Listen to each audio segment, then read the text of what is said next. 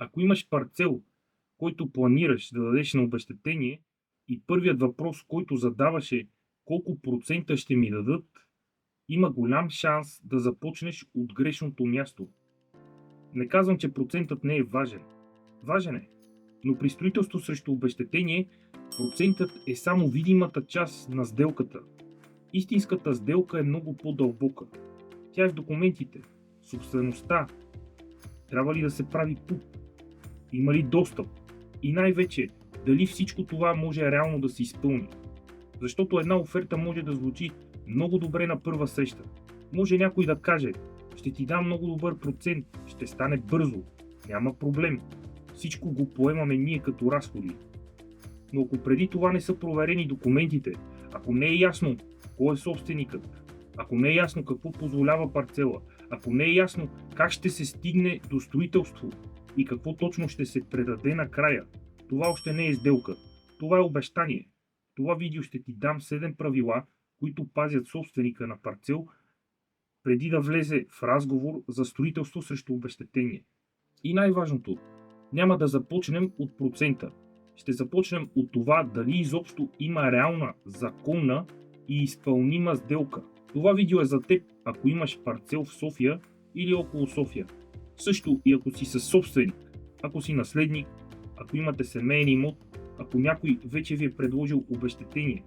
Или ако те първа се чудите как изобщо се започва такъв разговор. Много собственици попадат в една и съща ситуация. Имат земя. Някой им казва, че земята е ценна. Появява се строител, инвеститор, брокер или посредник. Започва разговор. И още в началото всичко се свежда до един въпрос. Колко процента давате? Разбирам защо се случва така. Процентът изглежда лесен за сравнение. Един казва 25%, друг казва 30%, трети обещава още повече. И човек естествено си мисли, щом този ми дава повече, значи офертата е по-добра. Но при обезщетение това не винаги е вярно. Понякога по-високият процент може да е по-слаба сделка, а понякога по-нисък процент може да е много по-чист, по-сигурен и по-изпълним вариант. Защо? Защото не гледаме само процента, гледаме какво стои зад него. Какви обекти ще получиш, кога ще ги получиш, с какви документи, с какви площи, с какви идеални части, при какви срокове, при какви защити. И какво се случва, ако проектът се забави или не може да се реализира. Това е разликата между гръмка оферта и реална сделка. Преди да минем към 7-те правила, искам да сложим една рамка. Строителство срещу обезщетение не е просто размяна. Аз давам земя, ти ми даваш апартаменти. На практика това е процес. Първо трябва да се види кой е собственикът. После трябва да се види какъв точно е имотът. След това се проверява какво позволява устройствената рамка. После се гледа има ли достъп, инфраструктура, ограничения, тежести. След това вече може да се мисли какъв пакет би имало смисъл да получат собствениците. И чак тогава има смисъл да се говори по-сериозно за условия. Затова, ако трябва да запомниш едно изречение от това видео, нека бъде следното. Силната сделка не е тази, която звучи най-добре на първа среща. Силната сделка е тази, която може да се изпълни. Първото правило е: не започвай от процента. Знам, че това звучи странно, защото повечето разговори за обезщетение започват точно от там. Но процентът сам по себе си не казва достатъчно. Да кажем, че някой ти обещава висок процент.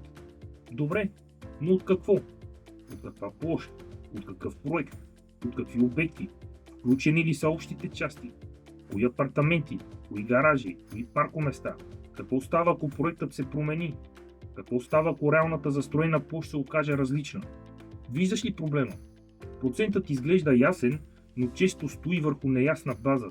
Ако базата е неясна, и процентът е неясен. Затова първият въпрос не е колко процента ще ми дадат.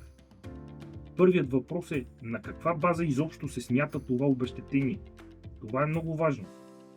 Защото една оферта може да изглежда силна, само защото е казана с висок процент. Но ако зад нея няма документи, няма проверка, няма реална устройствена рамка, няма яснота какво точно получаваш, тогава това не е силна сделка. Това е силно обещание. А обещанието не пази собственика. Процесът го пази. Второто правило е, преди да се говори за обезщетение, трябва да е ясно кой реално има право да решава. При много парцели собствеността не е толкова проста. Може имотът да е наследствен, може да има няколко съсобственици, може част от хората да са в чужбина, може някой да има пълномощник, може някой да не е съгласен, може да има стари документи, може да има неуредено наследство, може да има тежести, ипотеки, възбрани и спорове. И ако тези неща не са ясни, няма значение колко добре звучи процентът. Защото сделката не се прави само с човека, който най-много иска да преговаря. Сделката се прави с хората, които реално имат права върху имота и могат да участват в решението. Това е една от най-честите грешки. Някой започва разговор, има интерес, има обещания, има срещи, но по-късно се оказва, че има още наследници, има съсобственик, който не е съгласен, има стар спор, има тежест. Или има документален проблем, който спира целият процес.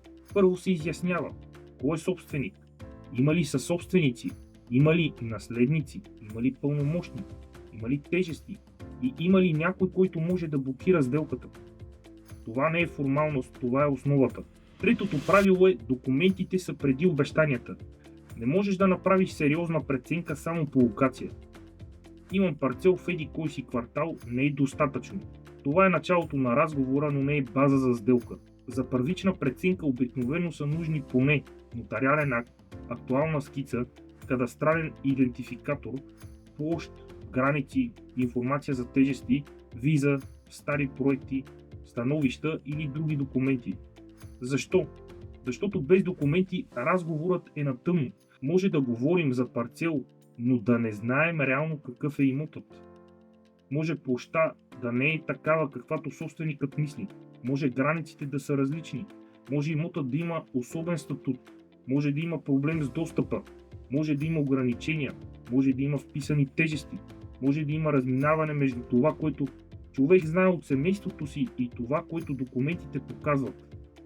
Затова, когато някой сериозно гледа парцел за обезщетение, първата работа не е да хвърли процент, първата работа е да види документите. Не защото документите са интересни сами по себе си, а защото те казват какъв е реалният имот. И чак след това може да се говори какъв процент има смисъл. Четвъртото правило е потенциалът на парцела не се решава от обещанията. Решава се от устройствената рамка. Много често някой казва, тук може много да се построи, но сериозният въпрос е на какво основание, каква е зоната, каква е плътността, какъв е кинта, каква е допустимата височина, какво е озеленяването, къде са линиите на застрояване, има ли достъп, има ли лице към улица, има ли инфраструктура, има ли ограничения от съседни имоти, улица, сервитути, мрежи и други условия. Един парцел може да изглежда страхотно на място, но документите да казват друго. И обратното, понякога имот, който изглежда сложен, може да има добра рамка, ако документите са чисти и устройствените показатели позволяват смислен проект. Затова не е достатъчно да се говори общо. Тук ще стане хубава сграда, не е анализ. Анализът започва, когато се види какво реално позволява парцелът. В това видео няма да влизам дълбоко за ПУП, кинт, плътност и височини, но като собственик трябва да знаеш едно. Преди процента идва проверката, какво изобщо може да се построи. Ако това не е ясно и обезщетението не е ясно. Петото правило е, устната оферта не е сделка. Тя може да бъде началото на разговор, но не е сделка. Сделката трябва да мине през процес. Първо има първичен разговор, след това идват документите, след това проверката, после работната рамка, след това лист условия, след това правни документи, после проект, после строителство, след това въвеждане в експлоатация според категорията и накрая документално и реално предаване на имотите. Ако някой прескача тези стъпки и говори, все едно всичко вече е ясно, това е риск. Не казвам, че всеки човек с бърза оферта е несериозен. Казвам нещо по-просто. Ако още няма проверка, няма как да има окончателна сделка. Има работен разговор. И това трябва да се казва ясно. Като собственик е важно да правиш разлика между говорим ориентировачно и имаме договорена рамка. Между това може да е възможно и това е проверено. Между обещаха ми И това е описано в документите. Тази разлика пази собственика, защото при имотите най-опасни са не само лошите оферти, опасни са и неясните оферти, които звучат добре. Шестото правило е: защитата не е само неустойка. Много хора мислят така: ще сложим голяма неустойка в договора и сме защитени. Неустойката може да е част от защитата. Истинската защита е в целия процес. Какви са етапите? Какви са сроковете? Кой какво плаща? Кой движи документите? Как се доказва напредък? Какво става при забавяне? Какво става, ако проектът не може да се реализира? Какво точно трябва да получи собственика накрая? Това са реални въпроси. Защото един договор може да има силна неустойка, но ако процесът е мъгляв, пак има риск. Добрата защита не е едно изречение. Добрата защита е подредената система. Документи, етапи, срокове, права, отговорности, контрол и яснота какво се случва при проблем. Това е много по-важно от едно гръмко обещание. Седмото правило е: финалът не е просто ще получа апартамент. При строителство срещу обезщетение трябва да е ясно какво точно се получава, кои обекти, с каква площ, с какви идеални части, с какви общи части. Има ли гаражи, има ли паркоместа, има ли мазета или складове, как се предава, какви документи има, какви гаранции остават. И още нещо важно: не трябва механично да се говори само за Акт 16 и ключове. В зависимост от категорията на строежа, езикът трябва да е по-точен. Финалът е въвеждане в експлоатация според категорията, документално оформяне и реално предаване на договорените обекти. Това е важно, защото собственикът не трябва да получи само обещание. Нека обобщим. Ако имаш парцел и обмисляш строителство срещу обезщетение, не започвай само с въпроса колко процента ще ми дадат. Започни с по-важните въпроси. Ясна ли е собствеността? Има ли съсобственици или наследници? Има ли актуална скица? Ясен ли е кадастралният идентификатор? Има ли тежести, ипотеки, възбрани или спорове? Трябва ли да се изготви нов ПУП и да се одобри нов ПУП? Ясно ли е какво реално може да се построи? Ясно ли е какъв пакет се предлага към собствениците? Ясно ли е какво става при забавяне? Ако тези неща не са ясни, процентът сам по себе си не те пази. При обезщетението силната сделка не е тази, която звучи най-гръмко. Силната сделка е тази, която е подредена така, че да може да се изпълни. Ако имаш парцел в София или около София и искаш първична преценка дали има смисъл да се гледа за строителство срещу обезщетение, можеш да попълниш формата под видеото. Не обещавам оферта само по локация. Първо гледаме документи, гледаме рамката, гледаме реалната възможност. И чак след това има смисъл да се говори за условия. Това видео е образователно. Не е конкретна оферта, не е правен съвет и не е обещание за сделка.